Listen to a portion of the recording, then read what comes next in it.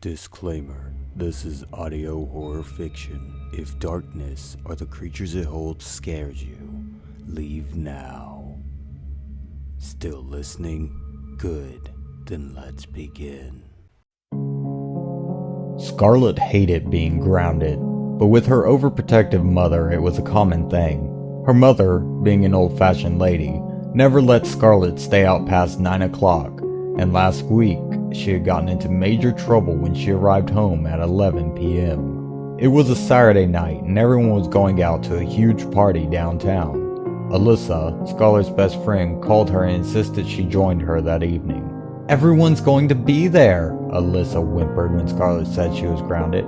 "I have my mom's car for the night. I can get you home by midnight. Just tell your mom you're going to bed early at night and sneak out your window. It'll be easy." Scarlet thought this through, and she concluded that she simply could not miss out on the party of the year. Alyssa was one hell of a persuader. "All right," Scarlet said. "Pick me up in an hour." This was the first time she ever snuck out. She couldn't help but feel bad about lying to her mom, but she figured she'd get over it. She looked in the mirror. Her long dark hair fell at her waist. "I can do this," she thought to herself. Though she had been reluctant at first, the risk of what she was doing now filled her with excitement. An hour later, Alyssa arrived according to the plan. Scarlet carefully opened her window and slipped outside, tiptoeing to her friend's car. When they arrived downtown, it felt like they weren't even in the right place. The street where the party was supposed to be was disturbingly quiet, and the street lights were either dimmed or shut off completely. As they slowed down, they found a huge place next to an abandoned warehouse. This had to be the party. All the other buildings were dark and empty, but this one was brightly lit, with music booming through the walls.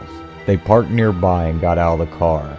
As they walked up to the entrance, they were surprised to find that there were no doormen or guards standing in front of the entrance. All it had was a raggedy old banner that said, "Welcome," in big bold letters.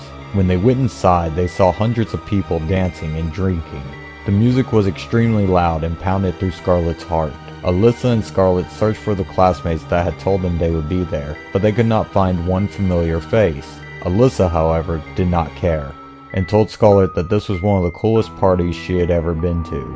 Scarlet wasn't sure if she was scared or not. Some people's faces looked warm and kind, like the blonde girl who had waved at them when they first came in. Others looked dark and lifeless, as if they weren't even really there. Before she knew it, she had lost sight of Alyssa. She couldn't find her anywhere. One second she was there, the next she wasn't. Starting to panic, Scarlet made her way through the mob of laughing and dancing people. She located the bar and sat in one of the stools. There was no bartender, which was odd, as the people around her had plenty to drink. Where had they gotten it all? She felt uncomfortable and angry at Alyssa for ditching her. Now all she could do was sit and wait for Alyssa to hopefully come back to her.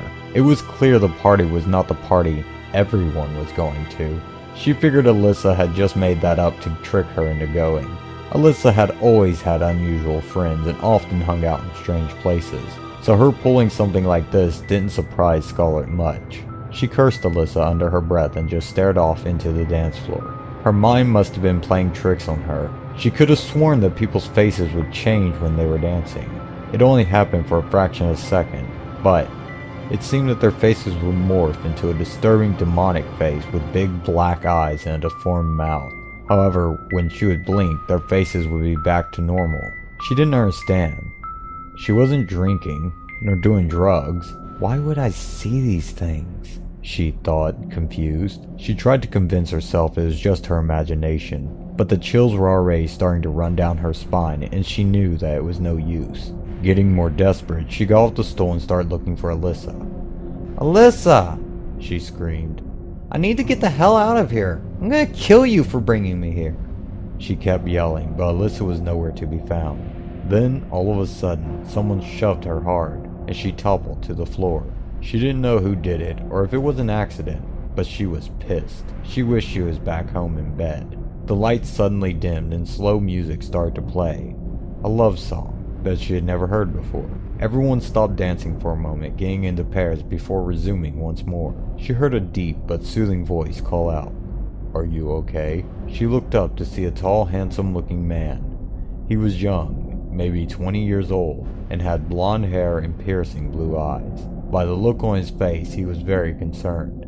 I'm fine, I just fell, she stuttered. She always did get nervous with handsome men. He smiled and offered his hand to her, helping her up. Do you want to dance? He asked politely. How could Scarlet refuse? He was charming. He was sweet. She accepted, and they marched to the center of the dance floor and started to dance. You're a good dancer, she let out, flustered. He just smiled. After dancing for some time, she asked him if he came here a lot. You could say that, he whispered. Scarlet didn't quite understand his response, but she kept on dancing. You have a pure soul, he said suddenly, in an eerie, quiet voice. Thank you? She thought this sounded a little creepy, but he seemed so nice otherwise, and she didn't want to judge. I'm not so innocent, she joked. I snuck out of the house today. If my mother finds out, I'm dead. I know, he mumbled, motionless. He looked down, locking eyes with her.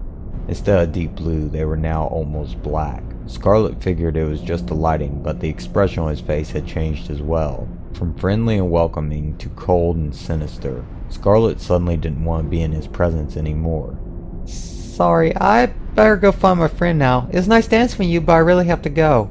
She tried to step away, but he quickly grabbed her arms, gripping them tightly. I know you, Scarlet. I know everything about you. As soon as he said those words, the music stopped playing and the lights shut off.